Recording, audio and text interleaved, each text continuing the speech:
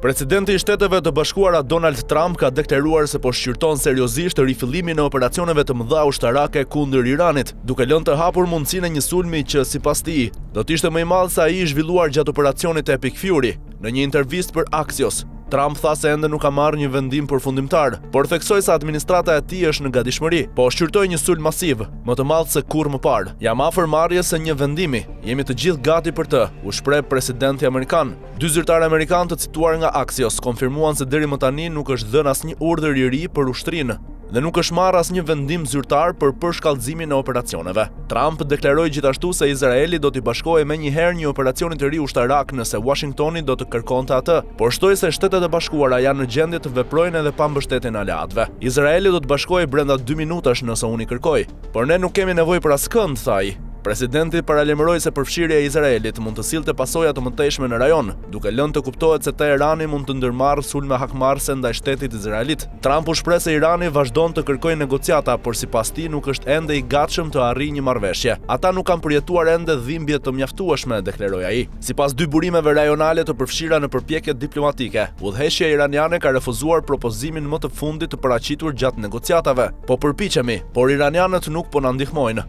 tha një prej burimeve për Axios gjatë 12 ditëve të fundit. SBA-ja ka intensifikuar operacionet ushtarake me synim për të ndaluar sulmet iraniane ndaj anijeve tregtare në ngushticën e Hormuzit, një nga korridoret më të rëndësishme për furnizimin global me naftë. Ndërkohë, sipas raportimeve, Irani ka vazhduar të shtojë aktivitetet ushtarake në rajon. Rebelët Houthi në Yemen, të mbështetur nga Teherani, kanë nisur sulme ndaj anijeve saudite në detin e Kuq, duke rritur tensionet e një tjetër rrugë strategjike të transportit detar dhe duke ushtruar presion mbi tregjet ndërkombëtare të energjisë. Si pasojë e përshkallëzimit të konfliktit, çmimi i naftës ka kaluar kufirin e $100 për fuqi, ndërsa perspektiva e një konflikti më të gjerë ushtarak mbetet jo popullore në opinionin publik amerikan. Në një postim në platformën Truth Social, Trump paralajmëroi se çdo sulm i ri i Houthive ndaj anijeve në detin e Kuq do të konsiderohet përgjegjësi e Iranit. Houthit janë një përfaqësues i Iranit. Nëse sulmojnë sërish, Irani do të përballet me pasoja të mëdha ushtarake, ashtu si edhe vetë Houthit, shkroi ai.